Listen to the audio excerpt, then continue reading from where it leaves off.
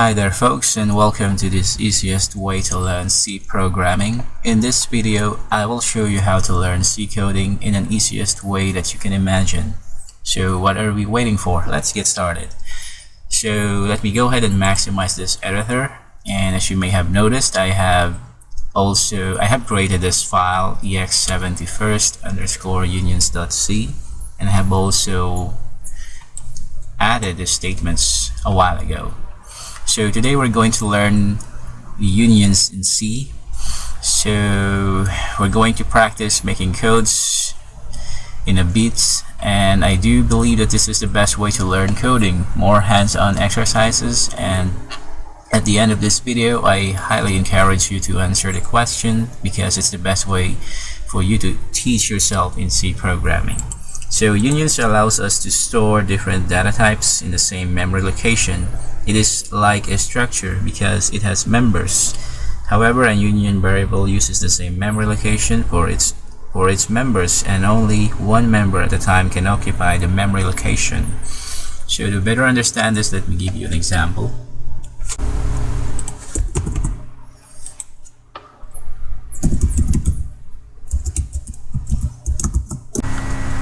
So here is the example, and let me go ahead and run this real quick.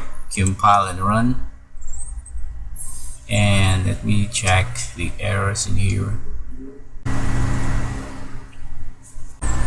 So here is the error. I have found it, so just put a space in here. So let's go ahead and run this one more time. Compile and run, and the result is 43, which is correct.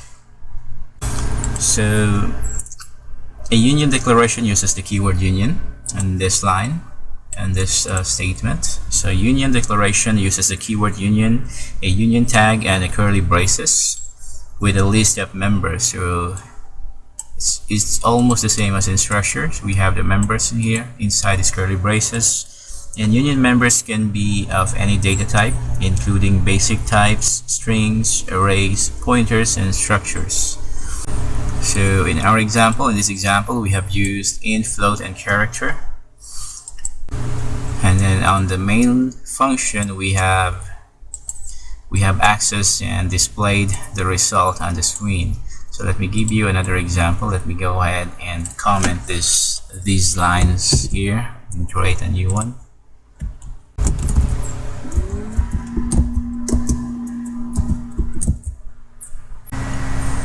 So let's go ahead and run this second example, compile and run, and as you can see, we do have the same result, 43.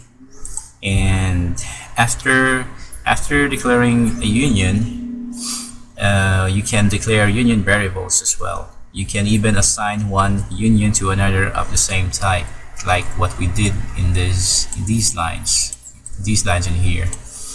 So unions are used for memory management. The largest member data type is used to determine the size of the memory to share, and then all members use this one location.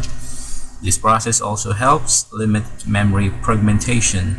Memory management is discussed in my upcoming videos.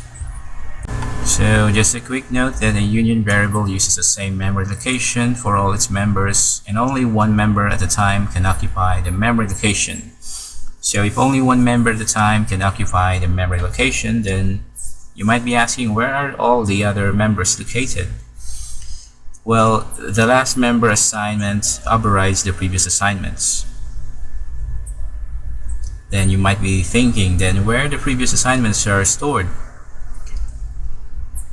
So the answer is they are overridden or overridden. And using union is a little bit confusing, but the more you practice, the better. So that's it for this video, and before we wrap up, let's go ahead and test your knowledge. I have here a little exercise for you on this tab. So I want you to fill in the blanks to declare a union. As you can see, we have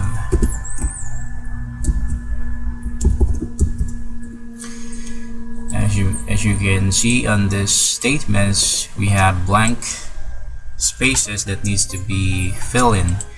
And if you already know the answer, please put it in the comment section below. Thank you.